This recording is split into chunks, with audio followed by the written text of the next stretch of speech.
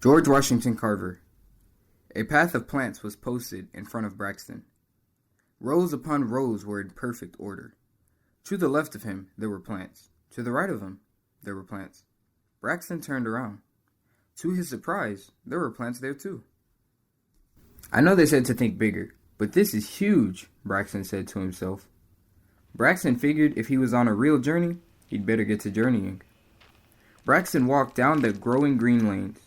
He was excited that no one was there to bother him or tell him what to do.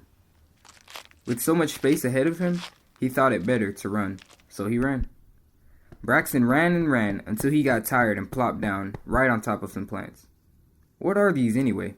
Braxton asked. He pulled a handful of plants right out of the ground.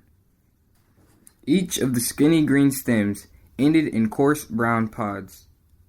"Peanuts!" Braxton proclaimed.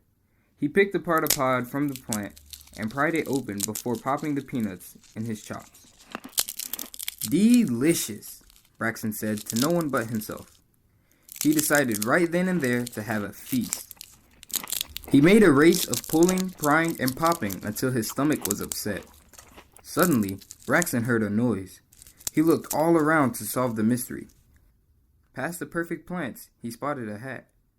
Curious to see who joined him, Braxton slowly rose to spy on the hat. He chuckled when he realized that his imagination had gotten the best of him. It was simply a man wearing a hat and doing the same thing he was doing, gathering peanuts. Instead of feeding on the nuts, the man bundled them into a basket. When the basket was full, the man stood. It was only then that Braxton saw that he was the man in the picture frame on the door.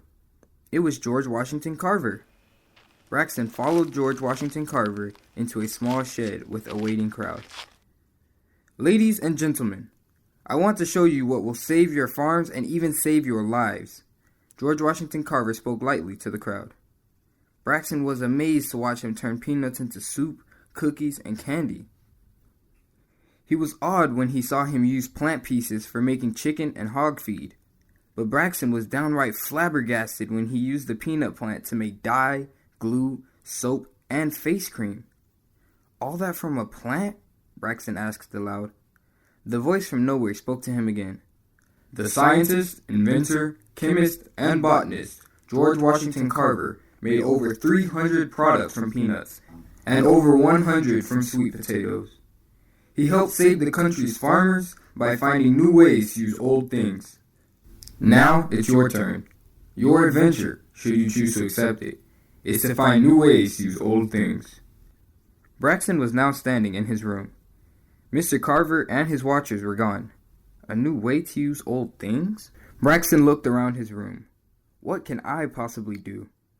I can't create something in here. Braxton thought about making something out of Legos, but he knew that was nothing new. He kicked over some dirty clothes on his floor and spotted a sock. Maybe I can make a puppet.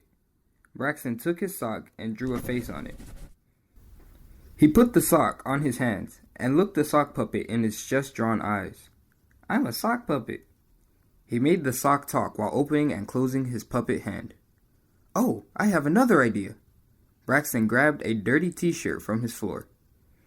He remembered his teacher making a bag from t-shirts and started to make one of those. Then he imagined making blankets with old sweaters. Those would surely be warm. He would even make filling for his worn pillow. He would get a bunch of use from that. "Congratulations," the voice from nowhere said. "Your imagination awards you to the next level." Braxton turned around to see if the voice was behind him, but all he saw were two doors. Which door would Braxton take? Ray Charles. Shirley Chisholm.